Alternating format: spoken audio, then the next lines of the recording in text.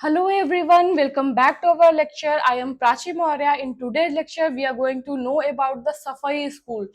That is the third school of Muslim jurisprudence. हमने already हनफी school और Maliki school के बारे में देख रखा है. This is the third school of Muslim jurisprudence. जो सफई स्कूल है वो इमाम सफई के द्वारा दिया गया है. यही उसके फाउंडर थे. इनका पूरा नाम है अबू अब्द अल्लाह मोहम्मद इब्न इदरिस असफई. तो इतना बड़ा नाम याद करने की कोई जरूरत नहीं है. आप फिलहाल ये याद करते हुए चलिए कि ये सफई स्कूल के संस्थापक थे. इनका नाम है इमाम सफई. ये जो नाम है इतना बड़ा, ये इसलिए कि अगर आप कभी आंसर राइटिंग कर रहे हैं तो अगर उसमें मेंशन कर देंगे तो that will be good. Otherwise ये क्वेश्चन आता कहीं नहीं है प्री वगैरह में.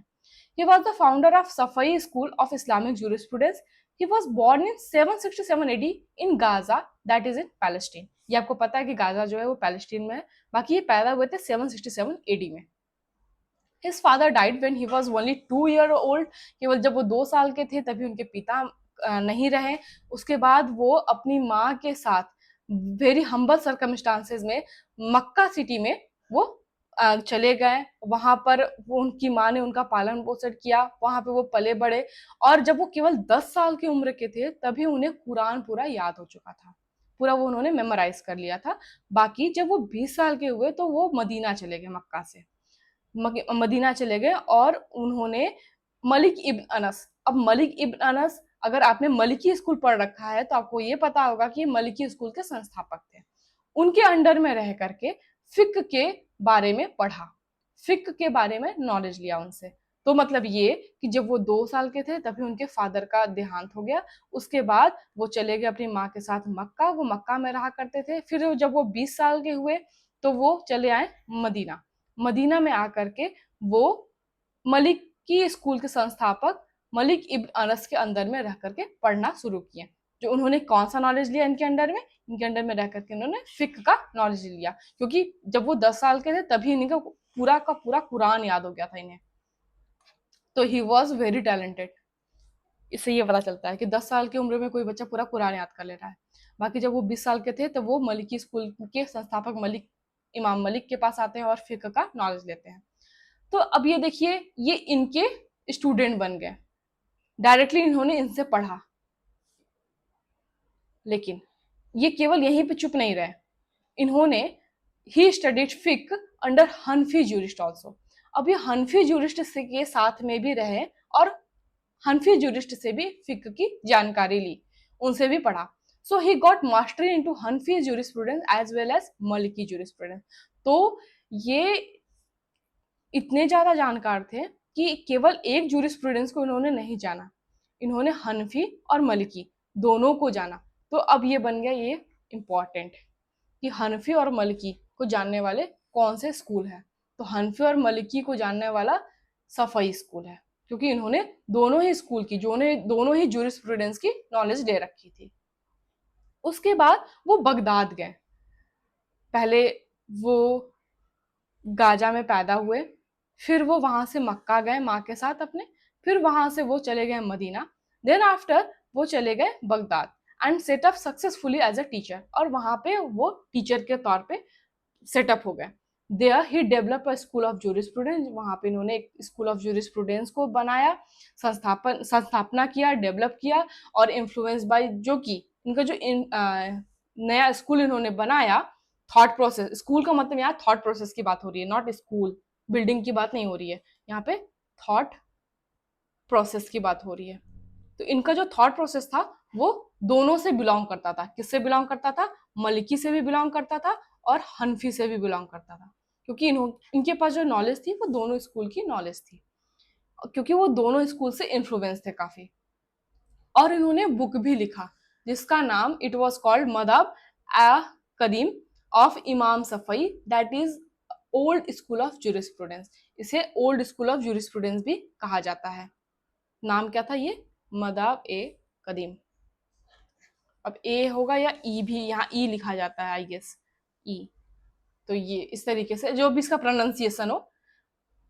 बाकी इन्होंने ये जो इन्फ्लुएंस थे वो दोनों स्कूल से थे. तो दोनों स्कूल का जो थॉट प्रोसेस था वो अलग अलग था, ये आपको पता है अगर आपने पुराना लेक्चर देख रखा है तो। हनफी स्कूल जो था वो पूरी के पूरी तरीके से कियास को सपोर्ट करता था, ट्रेडिशन को ये बिल्कुल भी नहीं मानते थे, ट्रेडिशन को ये बिल्कुल भी नहीं मानते थे, कियास को ये सपोर्ट करते थे। बाकी मलिकी स्कूल कियास को नहीं मानता था, ऐसा नहीं है कि नहीं मानते थे, हाँ थोड़ा सा प्रेफरेंस देते थे, बट ऑन लास्ट, लास्ट अगर आंसर कुछ नहीं बचा तो लास्ट आंसर रहता था कियास, ठीक है भाई कियास से अब कर लेते हैं। तो ये भी कियास को नहीं मानते थे, लेकिन ट्रेडिशन को ये बहुत ज्यादा मानते थे, पूरी तरह से मानते थे ट्रेडिशन को। तो इन्होंने जब दोनों का नॉलेज लिया तो दोनों के नॉलेज में इनको ये समझ में आया कि हमको इन दोनों को बैलेंस करके चलना चाहिए, इन दोनों को बैलेंस करके चलना चाहिए। तो इन्होंने नया थॉट प्रोसेस निकला इन दोनों से। कौन सा थॉट प्रोसेस था वो? सफाई। ओके, अब आगे चलते हैं। लेकिन इन्होंने, अब देखिए ध्यान दिया किस बात पर, कि who is competent to apply qiyas. इन्होंने कियास को सपोर्ट किया, इन्होंने ट्रेडिशन को सपोर्ट किया, लेकिन इन्होंने ये भी कहा कि कौन व्यक्ति कियास अप्लाई कर सकता है, किस तरीके से अप्लाई होगा कियास।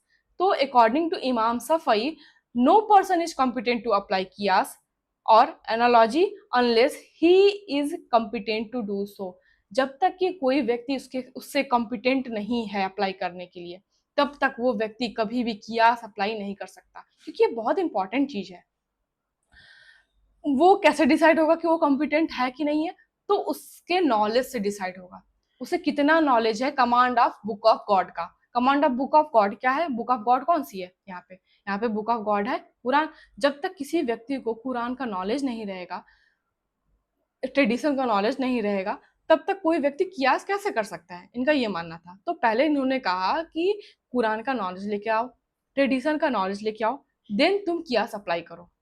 It's prescribe duties and its ethical values, its abrogating and abrogated its general and particular rules. कैसे अप्लाई करना है, किस तरीके से अप्लाई करना है, उन सब चीजों को इन्होंने बताया, इन सब चीजों को ध्यान दिया, जितना कि हनफी स्कूल ने भी नहीं ध्यान दिया था।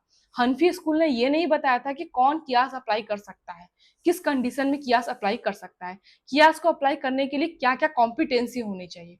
उससे ज्यादा इन्होंने बताया सफाई ने कि किस तरीके से कियास अप्लाई होगा, क्या क्या कॉम्पिटेंसी होगी कियास को अप्लाई करने की। No one is competent to apply analogy unless he is conversant with the established sunnah.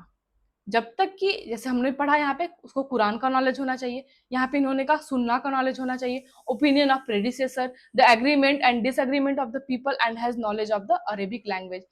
जैसे कि अब कोई व्यक्ति बैठा है कियास करने, तो कियास तो वही व्यक्ति कर सकता है ना जिसके पास कुरान पता होगा, उसे जिसे सुन्ना का पता होगा, जिसे वहां का ट्रेडिशन के बारे में पता होगा, जिसे सबसे जरूरी बात उसे अरेबिक लैंग्वेज आता होगा। क्योंकि जब तक अरेबिक लैंग्वेज नहीं आएगा तब तक ये कन्वर्ट कैसे करेगा दूसरे लैंग्वेज में? अगर दूसरे लैंग्वेज में कन्वर्ट भी नहीं करना है, अगर किसी भी चीज का इंटरप्रिटेशन करना है, तब भी तो लैंग्वेज की आना जरूरी है, क्योंकि कुरान तो अरेबिक लैंग्वेज में लिखा है। तो अरेबिक लैंग्वेज का आना बहुत जरूरी है किसी भी चीज को समझने के लिए, जानने के लिए, या कियास को अप्लाई करने के लिए। ये है इसकी कॉम्पिटेंसी। इन सब चीजों का नॉलेज रहेगा तभी कोई व्यक्ति कियास को कर सकता है, कियास को अप्लाई कर सकता है। तो इन्होंने कियास को कठिन बना दिया, यहाँ पे टफ प्रोसेस बना दिया है कियास को। ये बहुत टफ प्रोसेस है, सब कोई सब तरीके से नहीं कर सकता, कुछ रूल्स एंड रेगुलेशन है जिसे फॉलो करना होगा, तभी कोई व्यक्ति कियास कर सकता है। Also he said, Quran allow करता है कियास को, but in the prescribed and instructed manner. Quran allow कर रहा है कियास को कि हाँ आप कियास अप्लाई करिए, लेकिन बहुत ही प्रेस्क्राइब मैनर में, जिस मैनर में कुरान में कहा गया है, जिस तरह से इंस्ट्रक्शन दिया गया है, उसी मैनर में कियास को अप्लाई किया जाएगा। Imam Shafi'i used qiyas but in a balanced manner. यहाँ पे ये हो गया इंपॉर्टेंट बात कि इन्होंने बोला है कि बहुत ही बैलेंस्ड मैनर में इसे यूज करना है कियास को। इन्होंने ये, इसका मतलब ये कि ये एक्सट्रीमिस्ट नहीं थे यहाँ पे, he was not a extremist. इन्होंने बैलेंस थ्योरी दी एक तरीके से कि हम कियास को भी लेके चलेंगे और ट्रेडिशन को भी लेके चलेंगे, ना हम पूरी तरह से इधर बेंट होंगे ना हम पूरी तरह से इधर बेंट होंगे, हम यहाँ पे समभाव लेके चलेंगे। जैसे आप अगर बुद्धिज्म पढ़े होंगे, बुद्ध का विचारधारा पढ़े होंगे, तो उन्होंने समवाद की बात कही है कि कोई भी जो व्यक्ति होगा वो सम रहना चाहिए, उसका थॉट प्रोसेस सम रहना चाहिए, ना तो पूरी तरीके से एक्सट्रीमिस्ट होना चाहिए, ना तो डाउन होना चाहिए, वो पूरी तरह से न्यूट्रल होना चाहिए। तो बस कुछ इसी तरह से इन्होंने भी काम किया था। इन्होंने बोला कि कियास को थोड़ा सा टफ बनाया, बाकी ट्रेडिशन को भी, उस पर भी काफी ज्यादा ऑब्जेक्शन उठाया, और इन दोनों को अप्लाई करने का मैनर बताया इन a balance manner. Imam Shafi'i who rejected istihsan and accepted istidlal as a source of law. ये हो गया और इम्पोर्टेंट बात, वेरी वेरी इंपॉर्टेंट।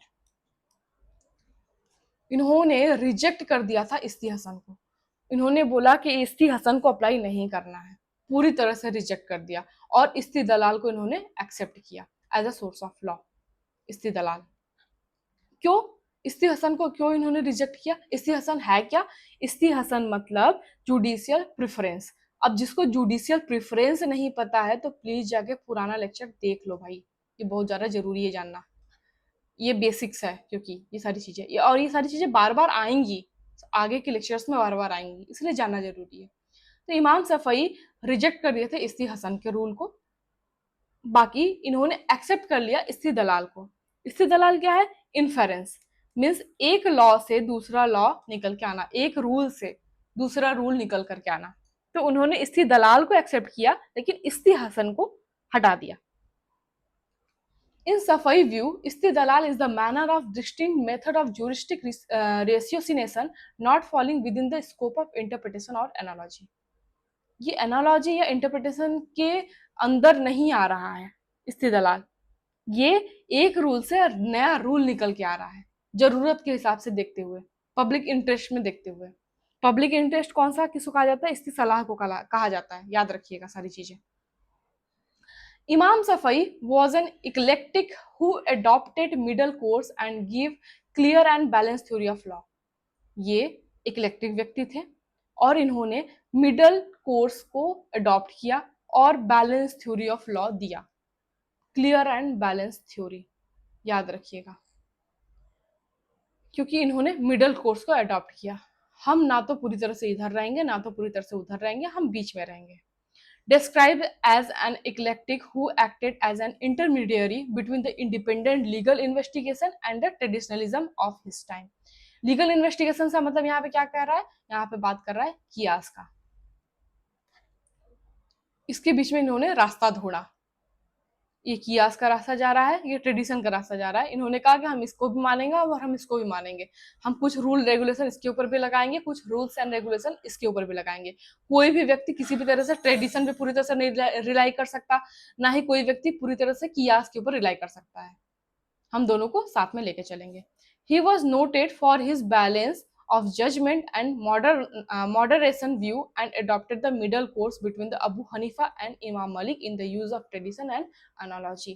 इन्होंने बीच का रास्ता निकाला क्योंकि इन्होंने दोनों को पढ़ रखा था, दोनों के बारे में इन्होंने बहुत गहरी नॉलेज ले रखी थी, तो ये इस काबिल थे कि इस तरीके का इन्होंने स्कूल नया डेवलप किया और काफी मॉडर्न व्यू के साथ इन्होंने डेवलप किया इस चीज को। He gave regular rules for analogy and lays down for the first time systematic legal reasoning and surpassed from other jurists of his age in a systematic methodology. इन्होंने अपने अपने टाइम के हिसाब से, पहली बात तो ये कि काफी मॉडर्न व्यू दिया था, काफी ज्यादा सुलझा हुआ व्यू दिया था, ताकि इनके फॉलोअर्स, हनफी स्कूल के फॉलोअर्स और मलिकी स्कूल के फॉलोअर्स, दोनों ही फॉलोअर्स इनके साथ आ सके, इनके जैसे थॉट प्रोसेस को अपना सके। एक तो ये इनको फायदा हुआ, बाकी ये हमेशा इसमें नया नया रूल्स रेगुलेशन बनाते रहे फॉर पूरे लाइफ टाइम, इन अपने नया नया रूल्स रेगुलेशन बनाते रहे कि किस तरीके से कियास को अप्लाई करना है, किस तरीके से ट्रेडिशन को अप्लाई करना है। तो ये थे आपके मलिक सफाई स्कूल के बारे में डिटेल। एक बार इसको हम और डिटेलिंग में देख लेते हैं, इसके बारे में थोड़ा फास्ट रिवीजन करते हुए चलते हैं। तो इन्होंने, इमाम सफई ने सफाई स्कूल को दिया था, बाकी वो उनका ये थॉट प्रोसेस था कि हम दोनों ही स्कूल को एक्सेप्ट करते हुए चलेंगे, हनफी स्कूल और मलिकी स्कूल, दोनों ही स्कूल के बीच में एक तरीके से इन्होंने कॉम्प्रोमाइज किया था। बाकी इन्होंने चारों सोर्सेज ऑफ लॉ को एक्सेप्ट किया था, चाहे वो कुरान हो, सुन्ना हो, कियास हो, फिक हो या फिर ट्रेडिशन हो, सब चीजों को इन्होंने पूरी तरीके से एक्सेप्ट किया था, बट कुछ रूल्स एंड रेगुलेशन के साथ। इन्होंने इस्ती दलाल को एक्सेप्ट किया था, लेकिन इन्होंने इस्ती हसन को रिजेक्ट कर दिया था। इस्ती हसन को उन्होंने नहीं माना था। और इस्ती हसन किसके द्वारा दिया गया था? हनफी स्कूल के द्वारा दिया गया था। हमने पुराने लेक्चर में ये सब चीजों को पढ़ा रखा है। बाकी इनके बहुत इमाम सफ़ई के काफी फेमस इनके प्यूपिल थे या फिर डिसिपल थे, हनबल इब्न हनबल, अहमद इब्न हनबल। तो हनबली स्कूल इन्हीं के थॉट प्रोसेस से निकल के आए, हम ये कह सकते हैं। तो आप देख रहे हैं किस तरीके से सारे स्कूल एक दूसरे से कनेक्टेड हैं, क्योंकि इन सब का जो मानना है वो सब एक ही मानना है। ये सब अलग कोई चीज नहीं मान रहे हैं, बट कुछ रूल्स एंड रेगुलेशंस को जब अप्लाई करने वाली बात आती है तो इनका थॉट प्रोसेस अलग हो जाता है। बाकी मानते तो सब एक ही चीज को है, कुरान को, अल्लाह को, नमाज को, ये सब चीजें इनकी, प्रॉफिट मोहम्मद को, ये सब चीजें इनकी सब एक ही है। बस थॉट प्रोसेस अलग हो जाता है in form of application, apply कैसे करेंगे रूल्स एंड रेगुलेशन से रिलेटेड चीजों को।